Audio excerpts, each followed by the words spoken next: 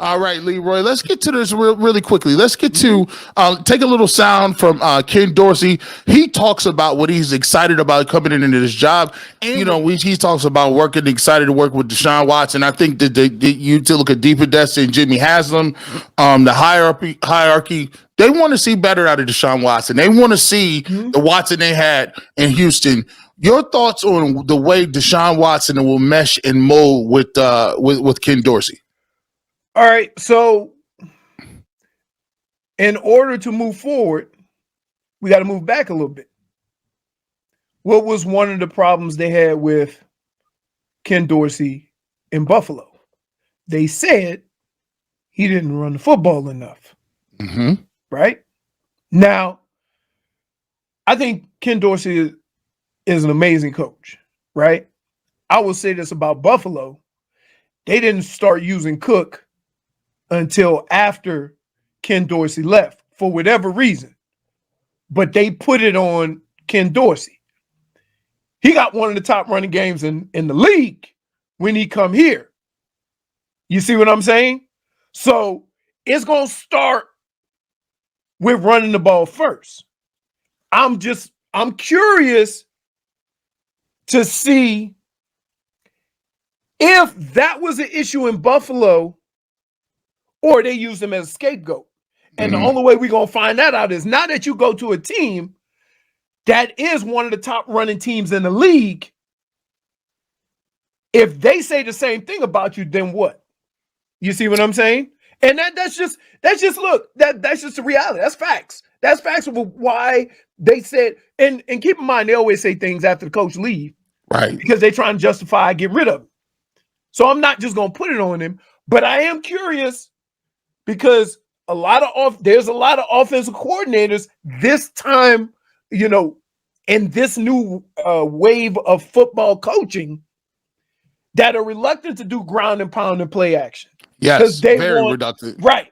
And so we've said it with Kevin Stefanski. So I'm curious as to how that dynamic is going to work. That being said, Josh Allen wasn't having a bad year. And here's the thing, though, Bush. Okay? You putting the ball in your star's hands, and you got a bigger Brett Favre. And you know what I mean? That he gonna score a bunch of touchdowns. But he gonna throw you too. Right. So is that why they wanted to run the ball more? Because they wanted to kind of take a little bit of that out of his hands. See, we got to look at all that. Because look, as great as Brett Favre was, as great as his arm was, everybody that played football against Brett Favre knew this. He might throw for 400, but when it got to the crunch time in the game, he going to throw you one. And the only time it didn't happen was 1 year. And he won the Super Bowl one time. Let me ask you about the Deshaun Watson, man. I've been noticing Deshaun been very he's been out here a little bit. Listen, last year we wasn't seeing him in the podcast. Yeah. He's talking more, he's being more vocal.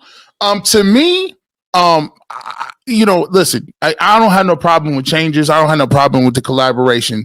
The thing I've always said for one with Leroy was that Deshaun Watson, for him to get back to where he is, he gotta play free, and his mind gotta be free, and he gotta stop trying to, like some people ain't gonna like him, some people will, but to him to get back to throwing and playing as a football player, an elite athlete, he has to get back to zoning out and concentrating on the game. When you've been around really truly great athletes and truly great playmakers, how were they when it came to tuning stuff out and just playing their game? Here's when I became the best version of me.